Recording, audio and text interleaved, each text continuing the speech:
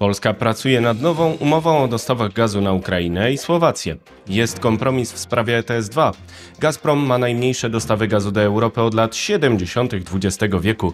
Jest 6 listopada 2025 roku, nazywam się Wojciech Jakubik, a to jest codzienny przegląd informacji sektora energetycznego i paliwowego Energy Drink. Zapraszam.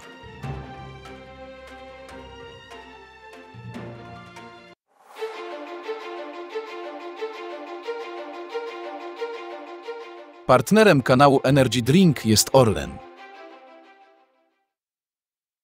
Zaczynamy jak zawsze od informacji dnia. Historyczna depresja Gazpromu. Dostawy gazu Gazpromu do Europy są w historycznej depresji.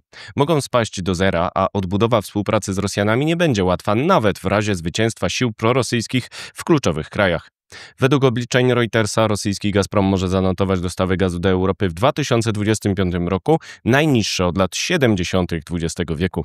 Reuters obliczył, że dostawy gazu od rosyjskiego Gazpromu między styczniem a czerwcem 2025 roku sięgnęły tylko 8,33 miliarda metrów sześciennych. Wszystkie dotarły przez gazociąg Turkish Stream z Rosji do Turcji. To spadek o 47% rok do roku. Jeżeli ta tendencja się utrzyma, dostawy w 2025 roku sięgną 16 miliardów metrów sześciennych. Reuters przypomina, że Związek Sowiecki dostarczał w 1975 roku 19,3 miliardów metrów sześciennych gazu ziemnego rocznie do Europy. Gazprom eksportował w 2021 roku 175 miliardów metrów sześciennych do Europy. Spadek do 16 miliardów oznaczałby 10-krotną redukcję w 4 lata. Główny powód to odwrót Europy od surowca rosyjskiego po inwazji na Ukrainie. Nadwyżka gazu Gazpromu ma sięgać 60 miliardów metrów sześciennych rocznie. Z wydobytych 416 miliardów metrów sześciennych zdołał w 2024 roku sprzedać tylko 355 miliardów metrów sześciennych. Pomimo przekazów propagandowych o sukcesach, dalszy zwrot do Chin pozostaje pod znakiem zapytania. Gazociąg Siła Syberii 1 pozwala dostarczać jedynie 20% eksportu słanego dawniej do Europy. Projekt Siła Syberii 2, zakładający dostawy 50 miliardów metrów sześciennych rocznie, jest przedmiotem trudnych negocjacji. Chińczycy oczekują ceny tak niskiej jak na rynku wewnętrznym w Rosji, a jest to zagrożenie rentowności projektu ze względu na wysokie koszty budowy infrastruktury na trudnym szlaku w warunkach sankcji i wysokiej inflacji. Wykorzystanie Turcji w roli hubu gazowego nadal się nie zmaterializowało. Turcy odmówili roli służebnej i zamierzają rozwijać obrót gazem ziemnym z różnych kierunków na parkiecie, na którym Gazprom miałby być tylko jednym z dostawców. Ponadto Europa pracuje nad propozycją legislacyjną Komisji Europejskiej zakładającą całkowite porzucenie gazu z Rosji do końca 2027 roku, która oznacza zakończenie ostatnich kontraktów Gazpromu na Słowacji oraz Węgrzech. Dodatkowo administracja USA oczekuje, że Europejczycy porzucą dostawy surowców rosyjskich, wywierając nacisk na te stolice i odmawiając taryfy ulgowej. Prezydent Donald Trump odmówił premierowi Viktorowi Orbánowi zwolnienia spod sankcji wobec Łukoila blokujących kontrakt naftowy z Węgrami. Oznacza to, że może być niechętny dostawom gazu Gazpromu do tego kraju. W tych warunkach historyczna depresja eksportu Gazpromu zapowiada zakończenie jego obecności na rynku europejskim. Zmiana trendu mogłaby nastąpić jedynie w razie powrotu do gazociągów Nord Stream 1 i 2 z Rosji do Niemiec, uszkodzonych w wyniku sabotażu z września 2022 roku. Szlaki w Polsce i na Ukrainie są zablokowane. Gazociąg jamalski w Polsce jest pozbawiony punktu wejścia do systemu ze wschodu. Ukraina zakończyła kontrakt przesyłowy z Gazpromem z końcem 2024 roku i nie planuje podpisania kolejnego. Do uruchomienia szlaku niemieckiego potrzebne byłoby zniesienie sankcji USA wobec Nord Stream 2 AG oraz certyfikacja tego gazociągu w Niemczech. Berlin komunikował, że do tego konieczne byłoby ustanie przyczyny blokady certyfikacji, czyli inwazji na Ukrainie. Ponadto wznowienie Nord Stream 1 i 2 wymagałoby miliardowych inwestycji w naprawę gazociągów, w którą nie chce się angażować kapitał zachodni. Partnerzy Gazpromu przy tych projektach odpisali już straty z nim związane od wyników. Tymczasem Gazprom jest w tarapatach po tym, jak przerwał dostawy do klientów europejskich, podsycając kryzys energetyczny od 2021 roku. Suma roszczeń w sporach arbitrażowych jest szacowana na 18 miliardów dolarów. Niemiecki Uniper wygrał arbitraż z Gazpromem w 2024 roku, a Trybunał przyznał mu ponad 13 miliardów euro odszkodowania za to, że Rosjanie zatrzymali dostawę w lipcu 2022 roku, jeszcze przed sabotażem Nord Stream 1 i 2.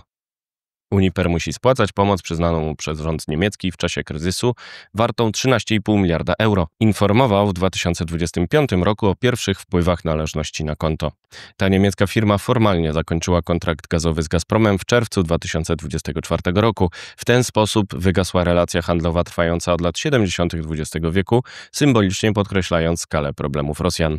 To rozwój dostaw gazu ze Związku Sowieckiego do Niemiec pozwolił na wzrost roli tych dostaw w gospodarce europejskiej, a po upadku Sowietów do wykorzystania tej zależności w celach politycznych.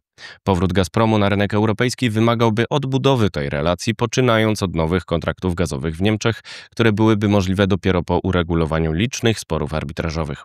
Z tego względu zakończenie depresji Gazpromu w Europie będzie trudnym zadaniem, nawet w razie zwycięstwa sił prorosyjskich w wyborach parlamentarnych we Francji i Niemczech. Alternatywa w postaci rosnących dostaw z innych kierunków, docierająca na rynek europejski m.in.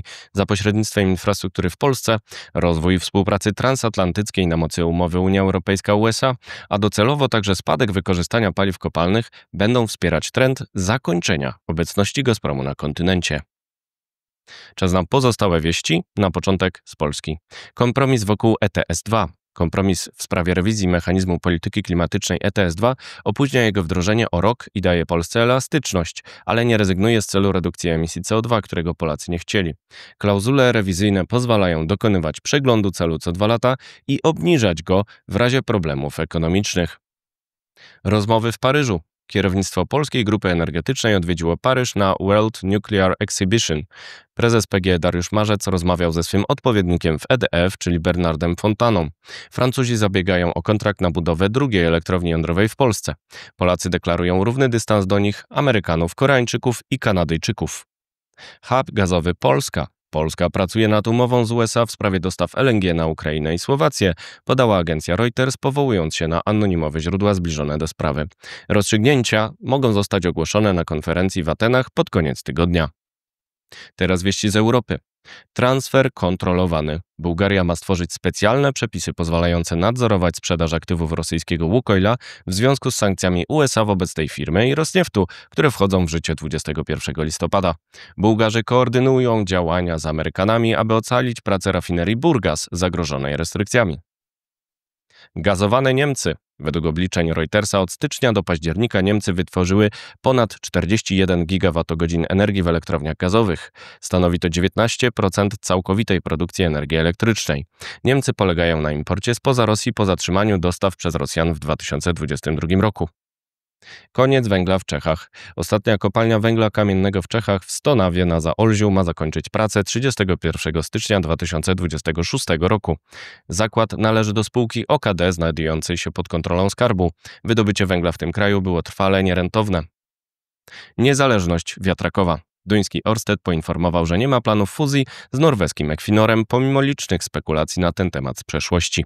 Ten koncern walczy z problemami ekonomicznymi po blokadzie projektów wiatrowych w USA. Zanotował w trzecim kwartale stratę 1,70 miliardów koron duńskich. Equinor dofinansował go kwotą bliską $1 miliarda poprzez przejęcie 10% akcji Ørsted. Jeszcze wieści ze świata. Unia energetyczna. Białoruś ratyfikowała porozumienie z Rosją o stworzeniu wspólnego rynku energii Związku Białorusi i Rosji. Połączenie rynków ma dać Białorusinom cenę energii jak w Rosji, ale przekaże kontrolę nad systemem jednemu operatorowi. To kolejny przejaw utraty suwerenności energetycznej Białorusi.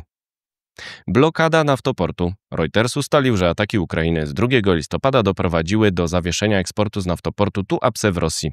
Doszło tam m.in. do pożaru na tankowcach. Tamtejsza rafineria miała przerwać przerób, a tankowce zostały wycofane z portu.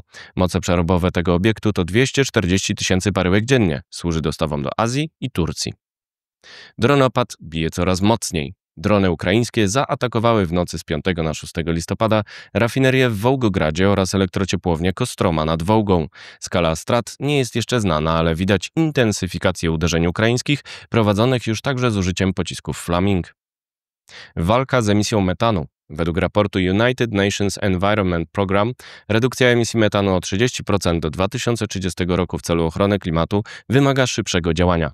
153 firmy monitorują emisję, ale 90% ostrzeżeń systemu MARS o emisjach pozostaje bez odpowiedzi. Europa chce być liderem, ale rola gazu w jej energetyce nie maleje. To wszystko w materiałach przygotowanych dzisiaj, następna oczywiście już jutro, więc zapraszam Państwa serdecznie. Do zobaczenia, do usłyszenia.